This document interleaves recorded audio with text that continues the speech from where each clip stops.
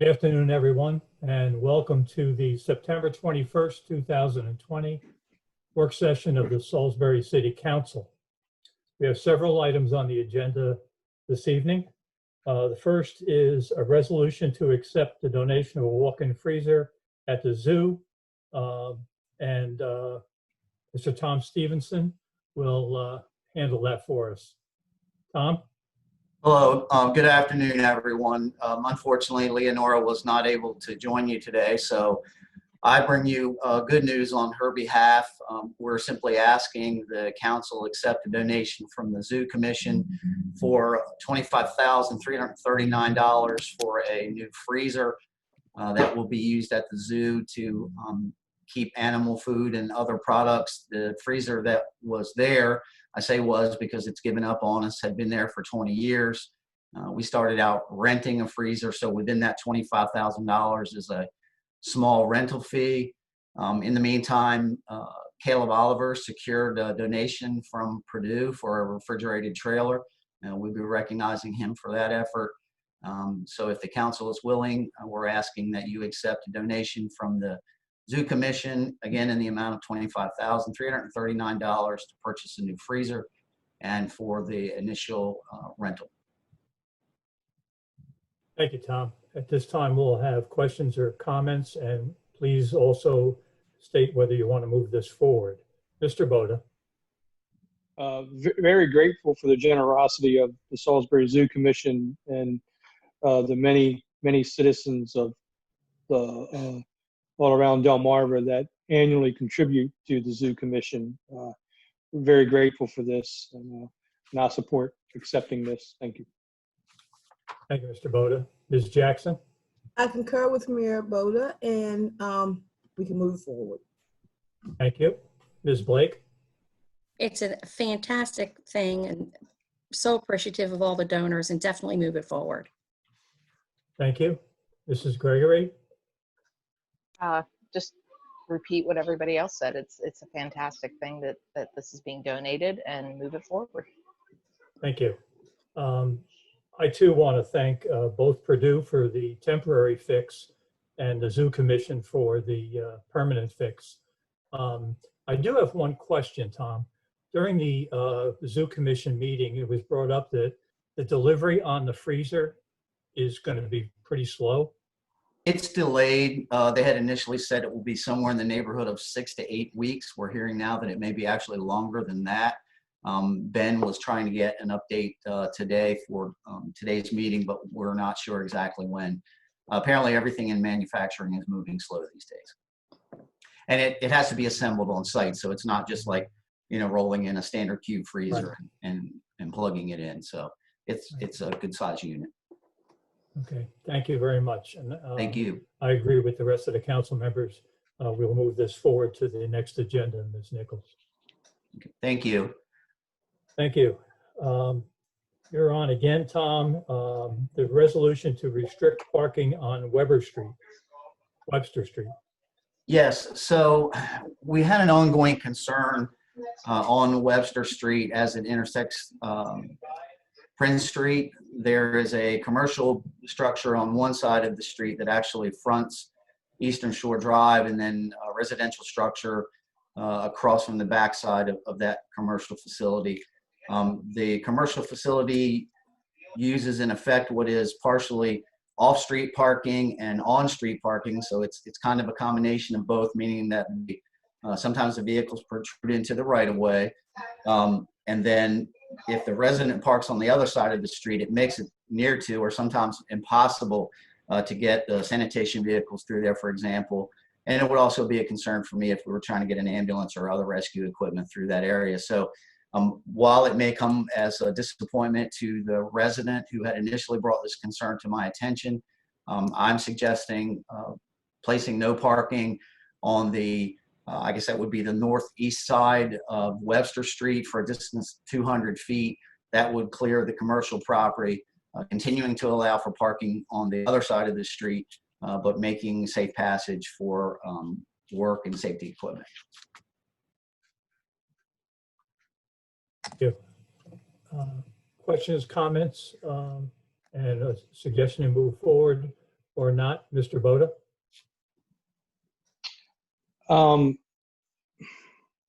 I think, I personally would like to hear some more from the residents around there about that area because, a lot of us live in neighborhoods where people park on the streets. If it's a family that has, some families have a couple vehicles, and sometimes, like in my situation, our driveway fits one car. I think I would, personally, I would like to hear from some of the residents about this and see if we can figure something out between the residents and the business. So at the Okay, moment, I'm not comfortable moving forward with it until I hear from the residents. okay. Ms. Jackson? I feel the same way. I think we should listen to the concerns of the residents before we move forward with this. Thank you, Ms. Jackson. Mrs. Blake? I can concur about hearing from the residents. But I have a question in regards to, it's a business that is blocking the roadway, or is it the residents blocking the business's roadway? It's a combination of both. There's parking is allowed on both sides of the street. The business vehicles, they sort of park diagonally, partly on private property, but a portion of the vehicle extends into the roadway, which is not prohibited because they would be allowed to park on the street if they chose to. But when you have the combination of that diagonal parking and the resident parking, in effect, beside their house, not in front of it, it narrows the street up too much. There is parking on the Prince Street side for this one residential property. I don't know if it's just become a feud between the two. I'm certainly happy to go back and talk with them and get a feel. I don't think it's necessary because I'm probably 99% sure that they're going to respond by saying they're not in favor of it. So then I don't have a solution. Because it's really only one residence. Everything behind that property is a vacant lot, so that there are no other homes there. So we're also talking about safety of emergency vehicles and city vehicles getting down that street. If either the business or the residents aren't parking nicely, they're not playing nice, and then we can't get what we need to get down there for safety. Correct. We have to intentionally run a sanitation truck through there early in the morning before the workers arrive so that we can get through. And that does cause some concern for me because if it were to be later in the day, it could potentially be impassable to emergency vehicles. Now there's obviously a way around, but that's not necessarily the shortest distance. I did not consult with the resident. I offered to meet with them a couple of times. They denied my request. This was my solution to resolve this issue. But I'm certainly happy to reach back out, perhaps to other neighbors. I did talk with the business owner.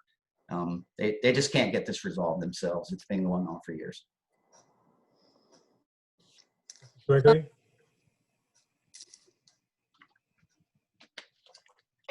Yeah, I mean, my main concern is, if emergency vehicles it's impossible to emergency vehicles, and they need to get through. I mean, I'm willing to hear from the residents, but if, like he said, that they're not willing to discuss it, I'm not sure what else we could do. I mean, I'm willing to move it forward. I don't know what the resolution here is, honestly. I mean, if the other members of the council would like to hear from the resident first, I'm fine with that. Thank you. I drove down there on Sunday with my wife, and the gentleman who owns the SUV in the house on the corner was actually getting out of his SUV. And by the way, that Webster Street is barely a little over an alley width. Right. I mean, if you've ever driven down there, It is extremely, extremely narrow. And I took specific note that with that vehicle parks in that spot, our ladder truck could not make the turn. There is no way that the ladder truck could turn and head towards Fruitland. So there is a serious safety concern, but my wife pointed out that she didn't see any driveway for that house that's on the corner. So he does have a legitimate concern about where he's going to park. So there's a dilemma here for sure. But I just, from a safety perspective, I can tell you that at least at the end of the street that we're talking about, there should be some room so that a ladder truck or something, other big vehicle could make it. I'm not even sure that an engine could fit down there with that car parked there. So there is a dilemma here. And Tom, I'd be happy to go with you to meet with the guy and maybe take a look at the area and see if there's some other place where he could park. I think it's a convenience issue. It's my understanding that the resident prefers to use the back door, which backs up to Webster Street. The front of their house, again, faces Prince. So if they were to park in the front yard or in front of the house and use the front door, then that would help to resolve this. And it does give them a place to park. I suppose one option, and thank you, Mr. Council President, for that offer. If Andy's okay with it, that sounds good to me. If we know we have a safety issue there, perhaps if we put no parking on both sides of the road for that first 200 feet, then that would require the commercial business to make some concessions and adjustments so that the right-of-way would not be blocked by anyone, so that the resident doesn't feel singled out, and the commercial enterprise would have to make some accommodations for their employees.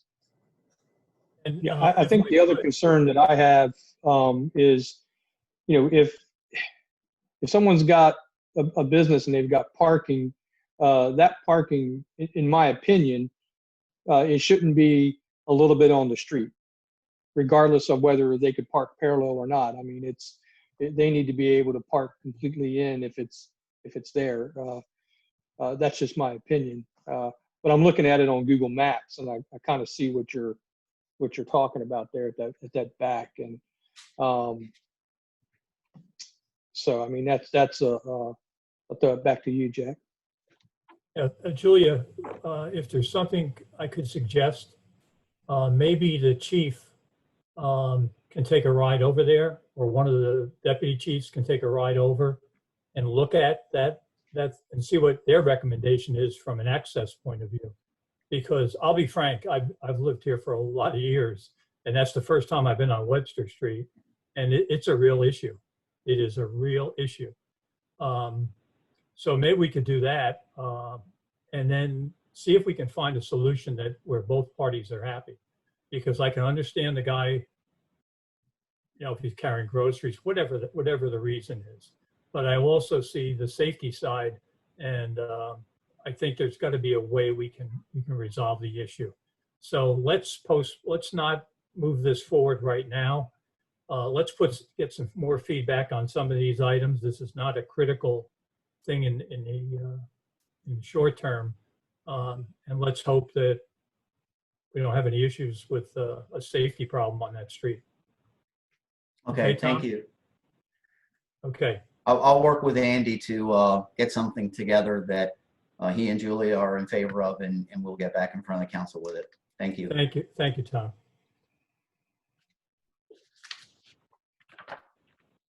Next up, we have a discussion on an ordinance to amend Chapter 12.36 sidewalk cafes, and our Business Development Director, Laura Soper, is on, and she'll guide us through this one. Laura?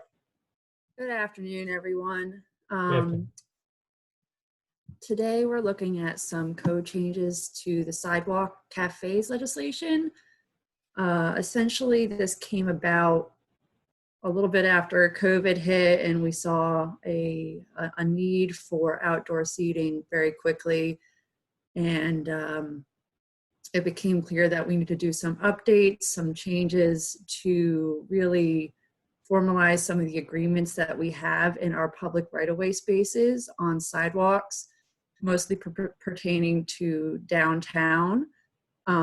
So those are included. I can go over them if you'd like, but it's really just kind of cleaning up some of the legislation, allowing for a little more development. It allows for canopies and some fencing as long as there are sight lines, and just kind of cleans up how the city operates them and how we allow the owners to operate. So if anyone has any questions or wants me to go over all of them, I can. Mr. Boda, questions? I think if there's any additional fee, we'll have to amend our fee ordinance. And since we're in the middle of that, what do we do about, we would be, because we're in the middle of a fee ordinance change, and so it's kind of like stuck in limbo right now. I think maybe we could pull that and add this to it, and maybe try to knock two birds out with one stone. But I support moving forward with this. I believe that this sort of license was already included in the fee ordinance, and I did not propose any change in the fee. So it's set at $50, and it's already in the fee. So Okay. Jackson, any questions? No questions. Ms. Blake? No questions. Mrs. Gregory? No questions. Move it forward. I do have one. We talked about Main Street, for instance. Let's take Main Street. We talked about Main Street. We talked about the look of Main Street and how, the traffic lights, the bump outs, the drainage, the landscaping, all those things. My only concern is that if there's no standard for construction of things, and we have a mishmash of overhead lines with a tent cover when it rains, you see what I'm getting at? yeah, that was a concern when we were discussing it. So there is some leverage in the legislation to have our infrastructure and development department oversee all the plans and either okay or nay something. So it would have to go in front of them. It would have to go in front of historic district, and it would have to be approved by the fire marshal. So we had a hard time deciding whether we restrict certain materials or if we kind of left it to the permit issuee, which is infrastructure and development, and ended up going with that. And they could kind of put stipulations on the license that, you must use this material, the canopy must have this look to it. So there's a catch there, but we were afraid to dive into the specific materials route. Okay. Ms. Glanz, any input on this? Just that we did have a hearty debate about it, and just on the opposite end, you go to any city that's your favorite city, across the country, and in Asheville, San Francisco, they all have sort of unique, although the foundation is the same, each restaurant can have a little bit of its own flair. And since we've seen Mojo's add their canopy, no, I love it. I think it looks great. And, I think if there's some guidelines that Amanda's team can create and some recommendations for folks to stay within, that we can still have, that uniformity, but with some uniqueness for each business. Thank you. I agree. If it was all like Sobo's in terms of the thought process and the look, I don't have any problem with it at all. You don't want a guy to stick a tent out there with up pegs and wire and ropes holding the tent down, and that's the kind of thing. I mean, I trust Amanda and her crew to come up with that. But I think we just have to watch it really close so it doesn't start to look like a bazaar. It has to look like our downtown. And I think that we all seen what the direction we're going in and we're all happy with it. But okay, enough said, I think, on that. Let's see if we have consensus to move it forward. Mr. Boda, Yes, I support it. Ms. Jackson, Yes. Ms. Blake, Yes. Mrs. Gregory, Yes. and I agree. So we'll move it forward. Thank you, Laura, for that. And Amanda, we're counting on you. Okay. Understood. All right, next we have a discussion on a zoning text amendment to allow warehouses in shopping centers. And City Planner Ann Roan is on the phone with us. So Ann, the floor is yours. I am. So thank you. Good afternoon. So this is it's a text amendment, and it's being raised by, or it was initiated by Sperry Van Ness Miller Commercial Real Estate on behalf of the Oak Ridge Baptist Church. It is what began the discussion was the old Kmart facility or building has been being used, I think, partially for some warehouse storage. And it became apparent that that really wasn't permitted in the code. So the staff, we're seeing these big box businesses that we're seeing more and more vacancies with them, and they're very difficult to do an adaptive reuse on because how large they are and filling those spaces. So this is an opportunity to allow them in the commercial districts or in the shopping center districts by right.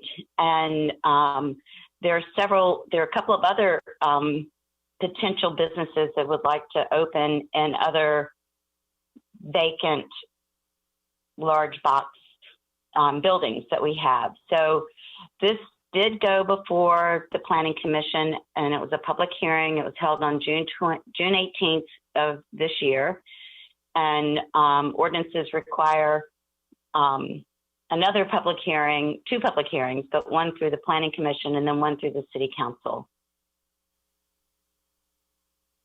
Okay, thank you. Questions or comments, Mr. Boda? Yeah, I support this. I think this kind of helps us utilize any empty spaces that we have, and the more uses that they're capable of using those spaces for, specifically if they're geared to this, which, like it says, they've already got the warehouse docks. Semi trucks can pull up to load or unload stuff, and there's plenty of space in there. So I think this is a good thing as we see retail is changing in the past year much more rapidly as how people buy stuff changes. So I think this allows for some flexibility in our the space that we have available in our city. Thank you. Ms. Jackson? I agree with the mayor wholeheartedly, and we move this forward. Great, thank you. Ms. Blake? I concur. I think I just want to reiterate what Mr. Boda had said, and I would definitely move it forward. Thank you. Mrs. Gregory? Move it forward. Thank you. I agree, and I think it's a good move for a couple of reasons. One, we don't want to have empty buildings, because empty buildings draw kind of clientele or residents that hang out, and we've seen that as recently as last week. So I think this is a good move to keep the more occupied we can keep our buildings, the better off we're going to be. So we do have consensus to move this forward, and we'll need to set up a public hearing. Is that correct, Ann? Yes, we will. And I will get with Kim on that. Great, great. Okay, we'll move that forward. Thank you, Ann. Thank you very much. We have one more item on the agenda for the work session, and let me give you a little bit of a background on this. For the last, well, since I've been on the council, I have had personally quite a few phone calls about people that have received a very significant water bill because they had a leak and didn't know it. And as you all know, we have made some adjustments to the billing side of the thing. But I also have a concern and have had a concern about the loss of the water. You know, one case that I remember, there was over 30,000 gallons of water that was lost. That's a tremendous amount of water, and we just can't afford doing that. So I have a concern, not just from the cost, which is a concern to people, but Jack, are you also there? a concern on the environmental side. And I think that that's really important as well. So I don't know how long ago it was, Andy, maybe 3 weeks ago, 4 weeks ago, we had a discussion. I went to Andy and we had a short, brief discussion about trying to come up with some options where the goal would be to find out if there's a leak sooner, to prevent the loss of the water and the overbilling of the citizen. And we hashed it around for about 20 minutes. And then Andy went and did some research and Tom got involved. And that's why we're going to have this discussion.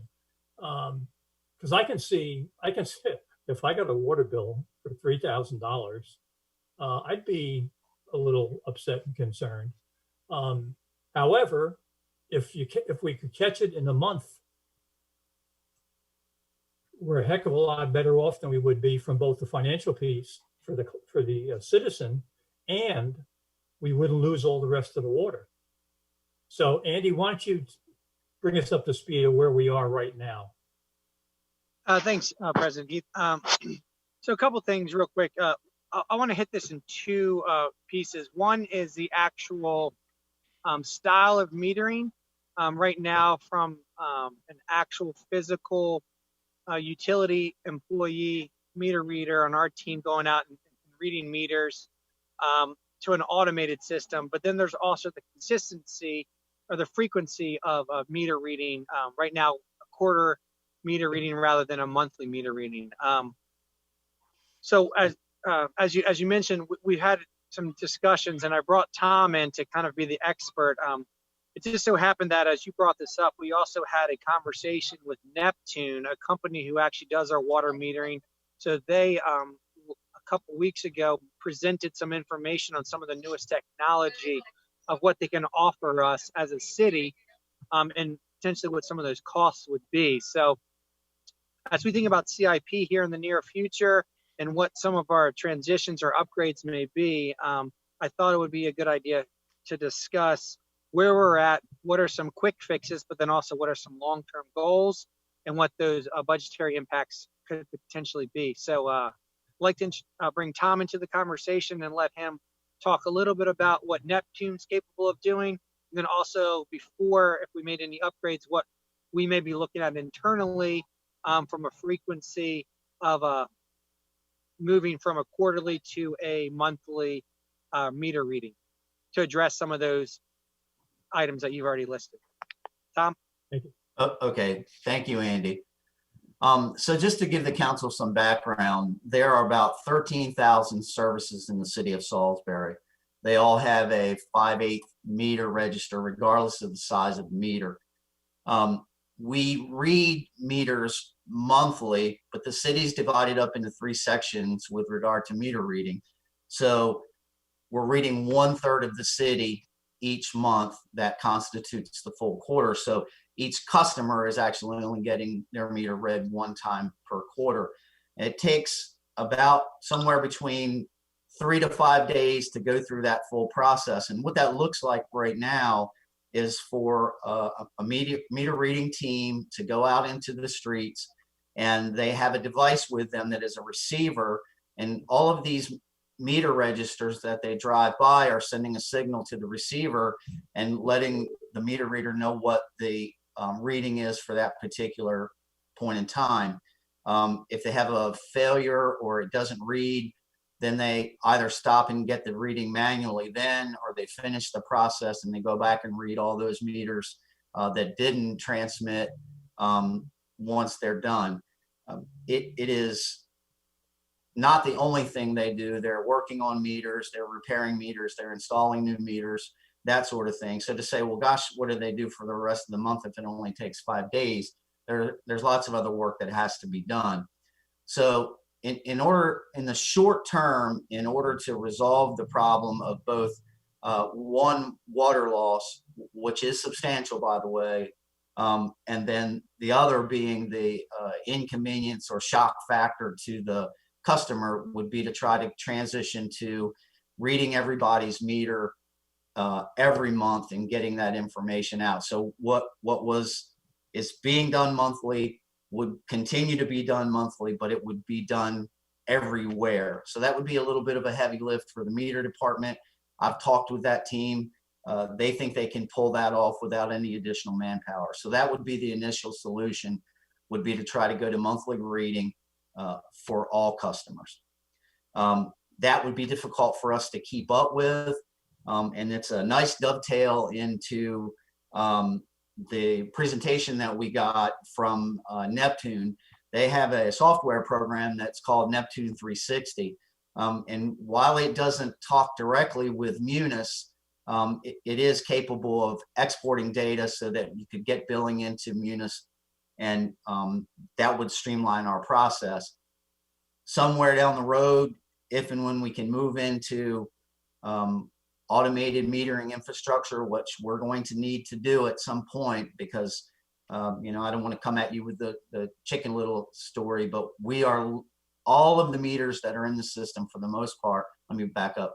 The majority of the meters that are in the system for the most part are past their 10-year warranty. They are failing at a rate of somewhere between 80 to 100 per month. And this has been on the CIP for numerous years. So we're going to have to, at some point, get that problem figured out and find a way to fund those meters that are dying on us. We're doing it right now, kind of pulling it together. But if we're at the point where we've got AMI technology in the field, we've got all of the meters replaced like we need to, and everything is working the way it's supposed to, if you'll indulge me and I can pull this off, I'd like to share a short video with you. It's a YouTube video about Neptune 360, and I think they'll do a lot better of explaining it than I will. So let me see if I can figure this out. So I'm going to launch the video, and then I'm going to try to share my screen, which I have here. Welcome to an Are you hearing that? Yes. Okay. Software that helps your utility lift its IT burden and We can't see it though. Oh, you can't see it? Neptune No. 360 is a cloud-based data management Hit share screen, Tom. delivered as a service. You can access your utilities information anytime from anywhere. No servers required. All you need is access. How about now? Just log in No. and you're ready to No. go. Did you hit the share screen, then you got to hit another button that pops up that says share, Yep. With a click, and then make sure you hit the right for screen. different aspects of your utility, enabling you to quickly resolve All right. Well, that wasn't going to work. So important areas for the Could you send a link to all the council people, please? yes. Good Okay. grammar and spelling are important, but if you want to write essays that inspire, Bear with me. messages that for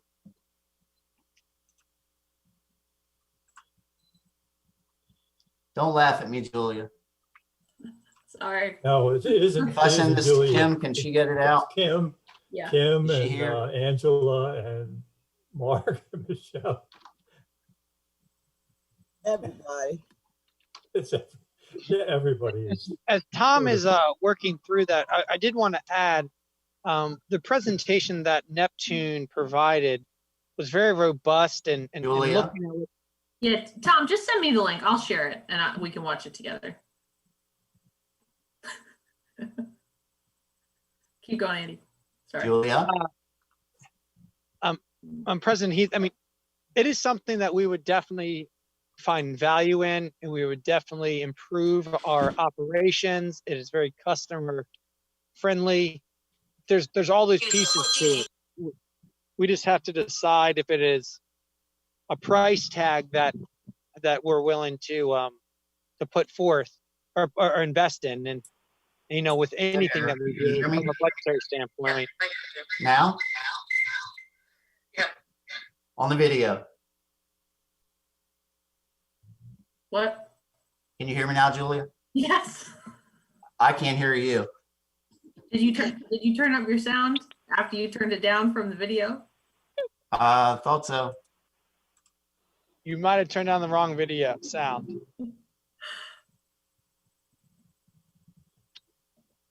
Yay, Zoom. So Jack, can I add a couple things about the program as well? yeah, because Amanda was Absolutely, on Amanda. the call, so Amanda would Bail them out. Sure. So I want to put in a plug for, as Tom mentioned, the automated metering infrastructure, the AMI. We've done some studies and worked with some consultants, and it's a hefty price tag. But what's interesting about it is when you have this metering infrastructure where the meters read automatically and they send a signal to cell phone towers, so we're no longer having to drive around. It's then instantaneous readings, and it's happening every single day. So your leak detection is happening within a day. So if the meter is sensing water going through it continuously for a 24-hour period, it's going to flag it in the system. So where we were saying before, wouldn't it be nice if we read every month so leaks didn't go on for a month? Well, this would detect a leak immediately. If someone leaves their hose running overnight, they're going to get a call the next day and say, hey, you've had water running for 24 hours. What was that? So that's the Cadillac. That's where we want to go. And it sounds like, you know, from the way Tom's discussing it, we probably need to take baby steps to get there. I will mention that MDE does provide grants for green infrastructure, and this is eligible. It's a highly competitive program, but that grant cycle opens in January every year. So it could be something with putting it in the CIP and applying for the Cadillac version and trying to get this, and we could see, you know, how we rank in the first year and what we need to do if we need to apply for a couple of years. But it is certainly a goal of ours, and I'll speak for Corey and Waterworks, to reduce our unaccounted for water. So this would be huge to reduce the amount of water we're having to pump out of the ground and treat and process and pump through the system if we could catch leaks instantaneously rather than having them run for a few months. And it is quite a service, obviously, also to the residents. So I just want to mention there are some funding sources available that we could pursue. Okay. Now, who's going to have the chutzpah to tell me what that number is that it's going to cost to do that? Jack, I will, because I like to bring my brown box to work every day. Okay. All right. It's got two commas in it. But 2 million starting point, maybe more.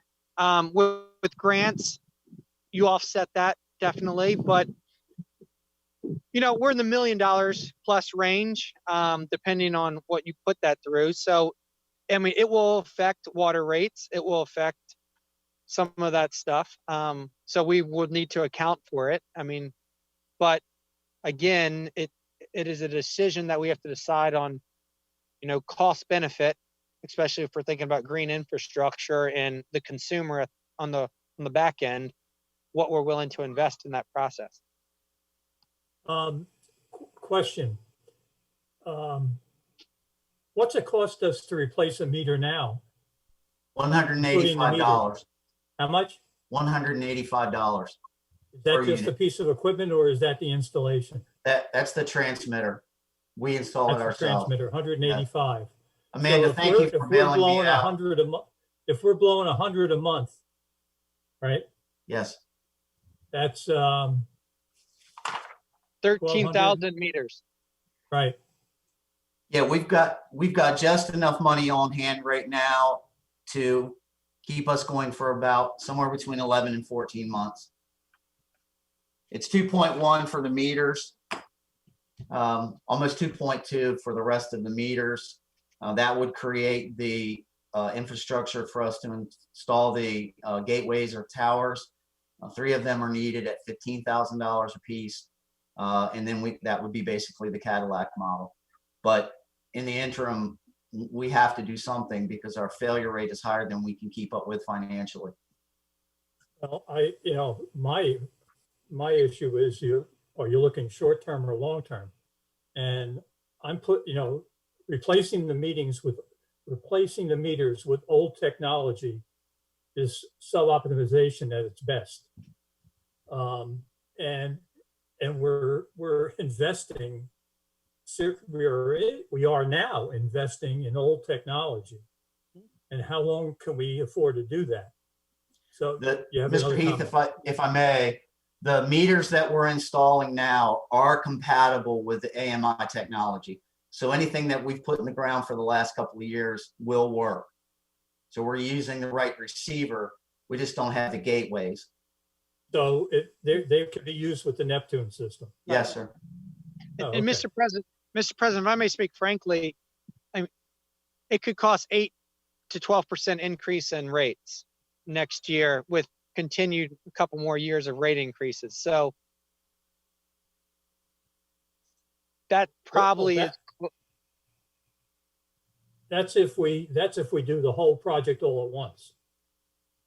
Or just phase it in and stuff like that over the next few years, depending if we want to bond it or pay with cash, et cetera. So yeah. Right.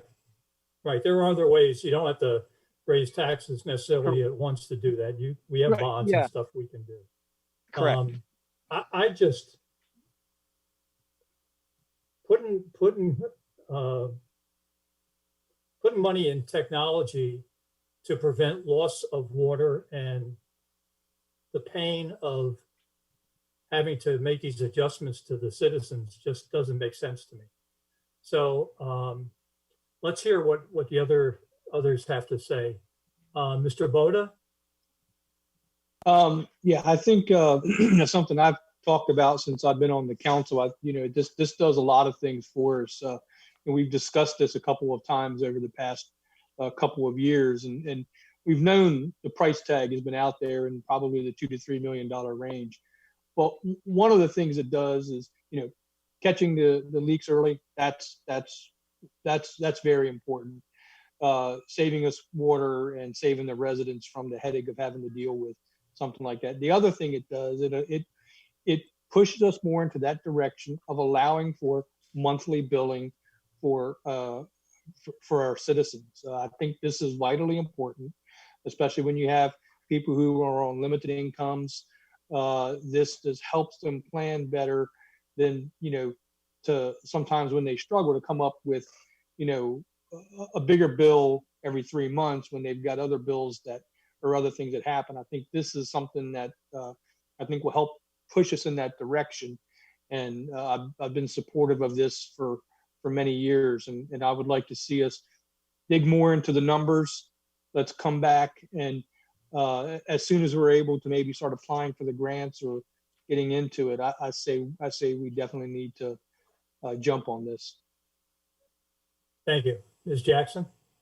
Again, I'm definitely with Mira. I have a daughter who struggles every 3 months with her water bill, and she can't understand why. So this would be helpful for not only her, but any other person who is a homeowner or a renter who has to pay their water bill.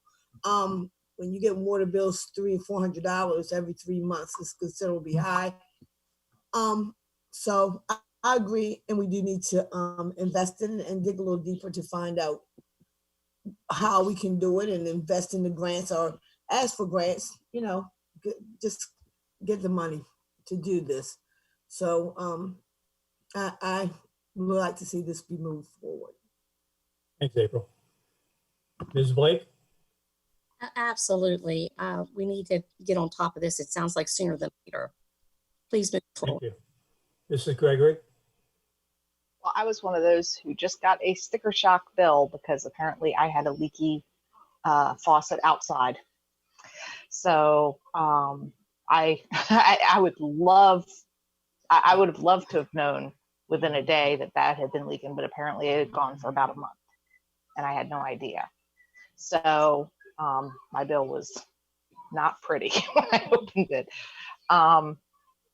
So yeah, absolutely. I think we need to, and I was very upset because of the loss of water. I think, we need to do this as soon as possible. So please move it forward.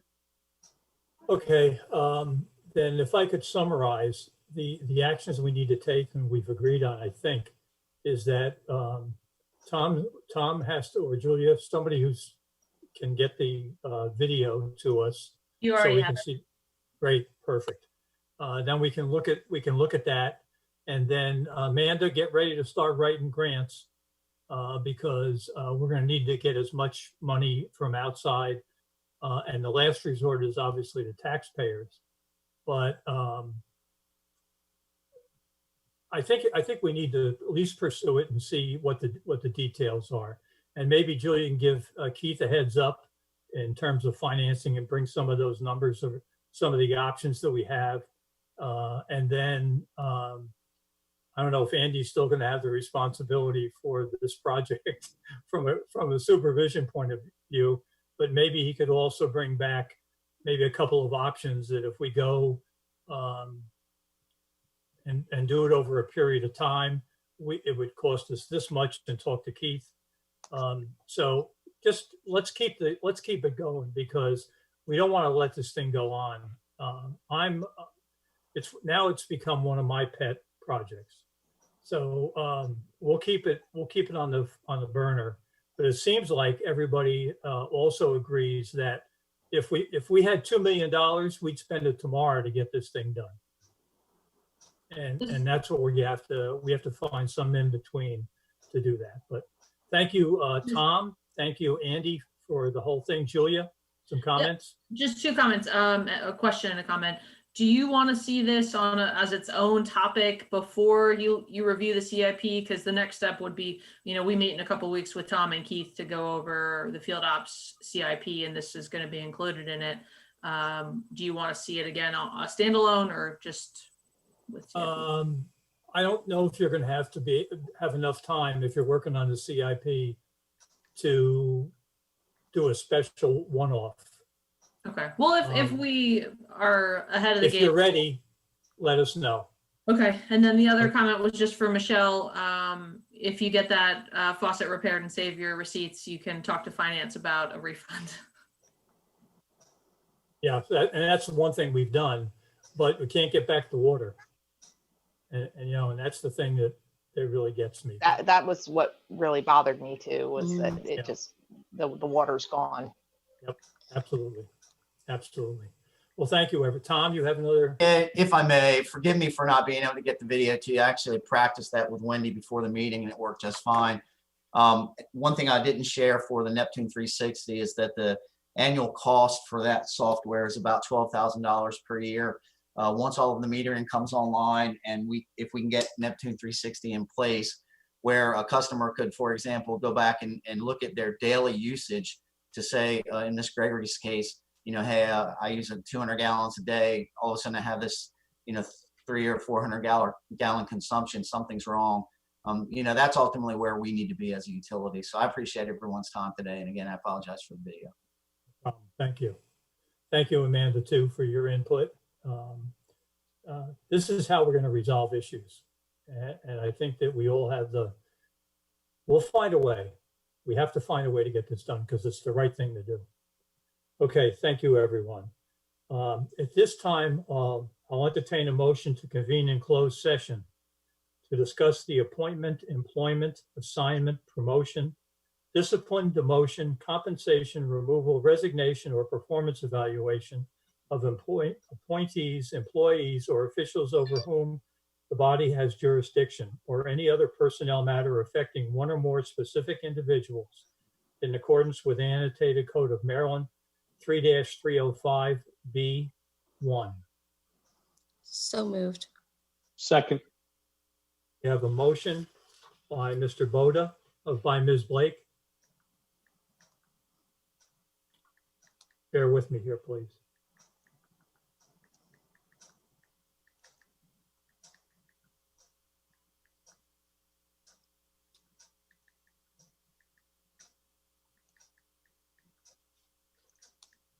to enter into closed session. All those in favor, we'll do a roll call.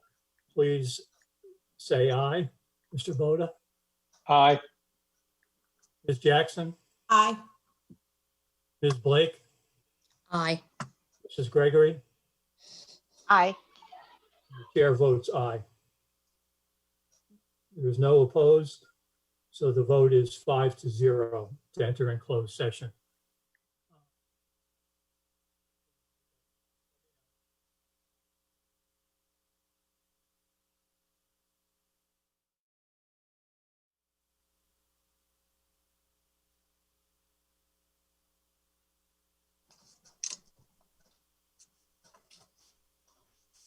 Thank you, everyone. And we have just come out of a closed session, and the purpose of it was an evaluation of an appointee. There's no further business of the council tonight, so we are now adjourned. Thank you, everyone.